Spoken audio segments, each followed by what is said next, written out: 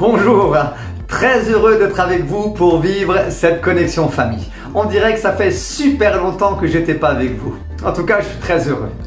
Alors aujourd'hui, le thème que j'aimerais aborder avec vous, c'est le thème de la foi. Je sais que c'est pas toujours évident la foi, mais j'aimerais juste aborder une petite partie de la foi. Je ne pense pas que c'est en une seule vidéo que nous allons pouvoir aborder tous les thèmes de la foi. C'est juste une petite partie. Alors pour y réfléchir, je vous invite à lire le texte qui se trouve dans Marc 2 au verset 1 à 12. N'hésitez pas à mettre pause pour pouvoir en discuter tranquillement. Après, comme d'habitude, vous avez les 4 questions. Là aussi, vous allez pouvoir mettre pause pour vraiment réfléchir à ces 4 questions et pouvoir partager ensemble vos différents avis et vos différentes réflexions. Après, vous allez là de nouveau, comme d'habitude, me retrouver pour une petite conclusion qui, j'espère, vous fera du bien. Je vous dis à tout à l'heure. C'est parti, réfléchissez bien et prenez le temps. C'est vraiment important. Bisous.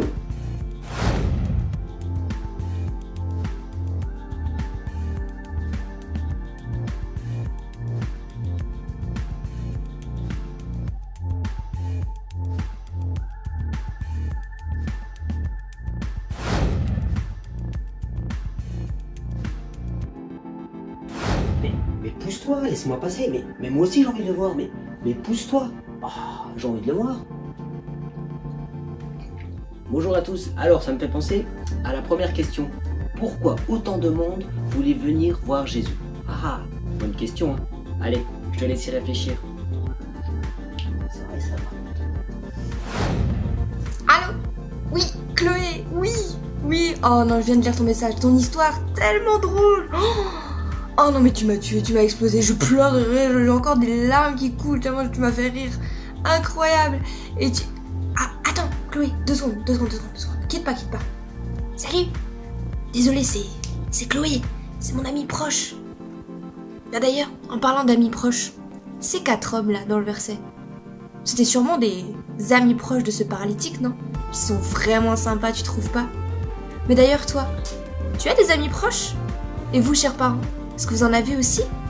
Essayez peut-être d'en discuter pour y découvrir certaines choses.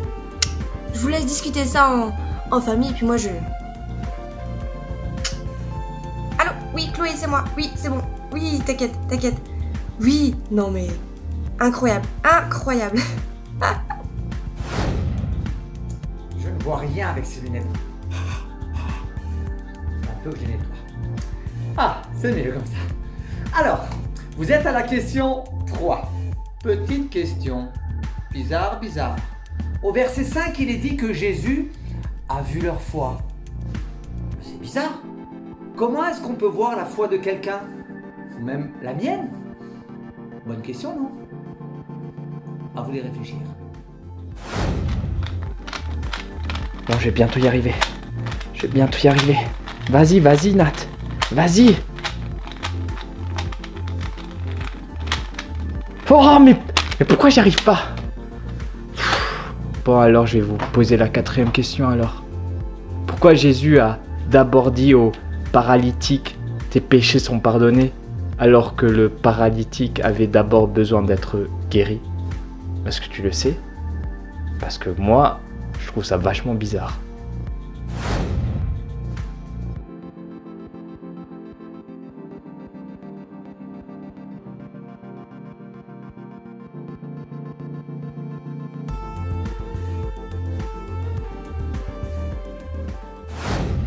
Nous nous retrouvons pour la conclusion. J'espère que vous avez passé du bon temps dans la parole de Dieu et que les questions ont alimenté vos temps de réflexion. Alors je sais qu'il y a beaucoup de choses à dire. Alors je vais essayer d'aborder cette petite partie de la foi au travers de ce texte. Alors pourquoi beaucoup de gens venaient autour de Jésus ou voir Jésus? Je crois que premièrement, lorsque nous lisons la Bible, nous voyons que Jésus guérissait beaucoup de malades. Même dans certains textes, il est dit, certains passages, il est dit que Jésus guérissait tous les malades. Tous les malades. Il n'y a pas un seul malade qui n'était pas guéri. Alors je crois que les gens venaient beaucoup pour être guéris par Jésus. Mais pas seulement. Jésus aussi parlait, enseignait. Et les gens devaient se rendre compte qu'il n'était pas comme tout le monde, qu'il avait un enseignement qui était extraordinaire, qui était puissant. Parce qu'il parlait avec vérité, il parlait avec amour, il parlait avec force. D'ailleurs, les gens se pressaient pour pouvoir l'écouter. Il y avait toujours du monde autour de Jésus. Rappelez-vous dans ce texte de la multiplication des pains et des poissons. La Bible nous dit qu'il y avait 5000 hommes, sans compter les femmes et les enfants. Alors je vous laisse calculer à peu près combien de personnes devaient être au pied de Jésus à écouter ce que Jésus avait à dire. Extraordinaire. Quand j'imagine cela, moi, je me dis, mais les gens pouvaient voir Jésus. Ils pouvaient le regarder. Ils pouvaient regarder dans ses yeux, voir ses lèvres bouger. Ils pouvaient même à des moments le toucher. Oh là là là là, ça devait être juste extraordinaire. En tout cas, les gens se pressaient pour écouter la parole de Dieu. Aujourd'hui, nous avons comme moyen, c'est la parole, c'est la Bible. La Bible est ouverte devant nous. Et lorsque nous l'ouvrons, c'est comme si nous nous tenions à ce moment-là, dans ce temps-là, au pied de Jésus, à l'écouter, à regarder ce qu'il a à nous dire, à nous presser comme dans ce temps, à être à ses côtés pour entendre son enseignement. Alors je vous invite à ne jamais oublier de lire la Bible. Dans la deuxième question, nous vous encourageons en tout cas de prendre du temps à parler de vos amis, les uns avec les autres. Parce que nous croyons que c'est très important d'avoir de bons amis. Et si tes meilleurs amis sont chrétiens et ont la foi, alors je trouve que c'est toujours mieux. Parce qu'ils vont pouvoir bien te conseiller, bien te diriger. Tu sais, dans Proverbe 17, 17, il est écrit « L'ami aime en tout temps et dans le malheur, il se montre un frère. » Un frère, c'est ton ami, c'est comme un frère. Et je crois qu'un frère qui a la foi va pouvoir te donner de bons conseils. Tu sais, moi-même, lorsque je vis des fois des temps difficiles ou quand je vivais des temps difficiles, avoir des amis à mes côtés, c'était très important. Ils m'écoutaient, ils me conseillaient, mais aussi ils priaient pour moi. Et ça, c'est un trésor de pouvoir savoir que tes amis prient pour toi. À la question 3, nous faisions allusion à ce que Jésus a dit. Jésus a vu leur foi. Mais quelle question, c'est bizarre. Comment est-ce qu'on peut voir la foi? Est-ce que la foi, on peut la toucher? Est-ce que la foi, on peut la voir quelque part? Non, je ne crois pas. La foi se passe dans nos cœurs à chacun d'entre nous. C'est comme un peu l'air que nous respirons. L'air que nous respirons, nous ne la voyons pas, elle est ici. Nous n'arrivons pas à la toucher, mais pourtant elle est là. Si je ne respire pas, je meurs. Si tu ne respires pas, tu meurs. La foi, c'est quelque chose qui se passe à l'intérieur de nous. C'est simplement de croire que Jésus est là. Tu sais, la foi, c'est quoi? La foi, c'est de croire que ce qui est marqué là dans la Bible, eh ben, tu y crois. Lorsque tu lis les premières pages de la Bible, quand Dieu a créé le monde, alors tu crois que c'est Dieu qui a créé le monde. Tu crois que Jésus, il est venu sur terre. Tu crois que Jésus est venu, qu'il est allé à la croix et qu'il est mort pour toi, pour tes péchés, pour tes fautes. Tu crois, la foi, c'est de croire que Jésus t'aime. La foi, c'est de croire que Dieu est tout puissant et qu'il est capable de toutes choses. La foi, c'est simplement de croire que Dieu est ton créateur et qu'il est ton papa et qu'il veut prendre soin de toi jour après jour jusqu'à la fin du temps. La foi, c'est de croire qu'il t'a préparé une demeure le jour où tu partiras de cette terre. La foi est une ferme assurance des choses que l'on croit. Moi, je crois que Jésus existe, même si de mes yeux, je ne l'ai jamais vu. Et je crois que nous devons, chacun d'entre nous, travailler sur notre foi. Et tu sais, Jésus a vu leur foi simplement à ces personnes-là lorsqu'ils ont vu, ils sont venus parce que simplement ils ont enlevé le toit. Ils ont persévéré. Ils ne se sont pas arrêtés à tout ce monde qui les empêchait d'aller voir Jésus. Non, non, non, non. Ils ont persévéré. Et c'est comme cela que Jésus a pu voir qu'ils avaient la foi, parce qu'il y avait des œuvres, ils ont fait quelque chose pour montrer, mais nous on croit que que Jésus existe et qu'il est capable de guérir notre ami. Tu sais, la Bible nous dit que sans la foi, nous ne pouvons pas être agréables à Dieu. Et Dieu voit notre foi au travers de comment nous vivons, comment nous faisons les choses. Tu ne peux pas dire que tu as la foi et que et que tu fais n'importe quoi dans ta vie. Tu ne peux pas dire que tu as la foi et que tu ne fais rien pour Dieu. Je veux dire que tu ne pries pas, que tu ne lis pas la Bible. Parce que si tu as la foi, alors tu as envie d'écouter ce que Jésus a à te dire. Si tu as la foi, tu as envie de lui parler. Comment est-ce qu'on peut être agréable à quelqu'un lorsqu'on ne lui parle jamais, lorsqu'on ne veut jamais le voir, lorsqu'on ne veut jamais l'écouter, lorsqu'on ne veut jamais du coup être avec lui? Comment est-ce qu'on peut lui être agréable? On ne peut pas. Quand on aime quelqu'un, quand on veut être agréable à quelqu'un, alors on veut prendre du temps avec lui. Et la foi, c'est de croire que lorsque tu pries, lorsque tu lis la Bible, lorsque tu loues Dieu, eh bien, il est à tes côtés, il t'écoute et il t'accompagne dans tout ça.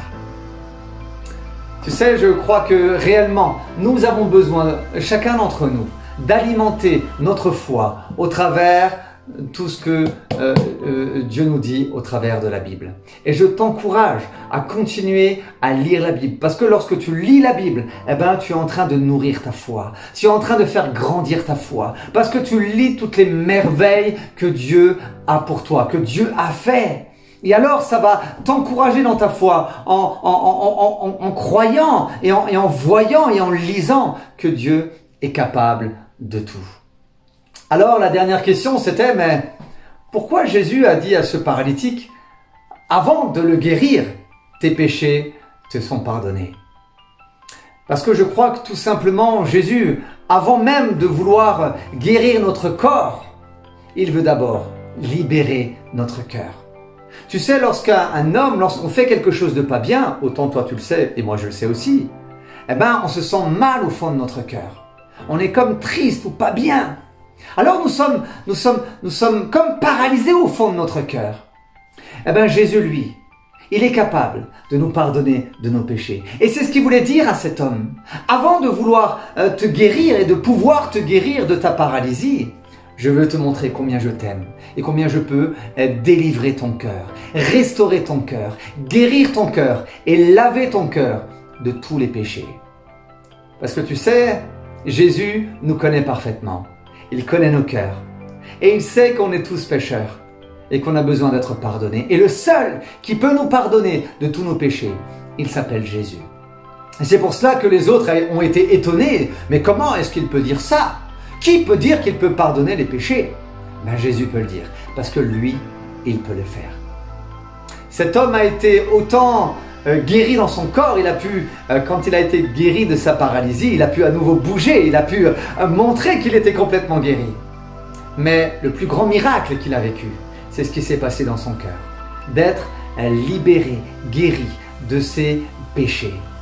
Parce que Jésus savait que c'était aussi un homme pécheur, comme toi et comme moi. Nous sommes des pécheurs et nous avons besoin de venir à Jésus pour qu'il nous pardonne de nos péchés. Mais nous avons besoin de venir avec foi. Tu sais, quand tu demandes pardon à Jésus pour tes péchés, alors crois qu'il t'a pardonné. Crois qu'il t'a lavé. Crois qu'il te donne de pouvoir à nouveau bouger. Si tu étais paralysé par tes péchés, lui, il peut te libérer et te redonner cette vie. La Bible nous dit que lorsque nous péchons, nous sommes séparés de Dieu.